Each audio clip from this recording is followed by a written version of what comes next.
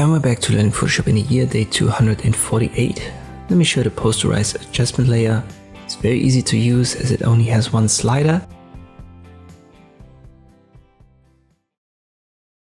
You can only see when the properties are active. So if you can't see, go to Window, click on Properties, and you have to click on the layer icon and not on the mask of this layer.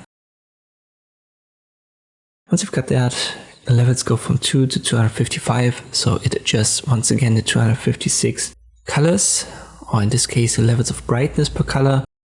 So in principle, if you set it for example to 4, Photoshop then limits the tones to just 4 levels per channel, and this is what creates this posterized effect. And if you go higher, you're going to get all of the details back from the original image.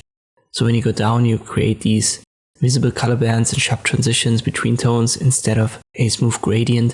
And it's just similar to a screen printed poster, and it's often used in this pop art style.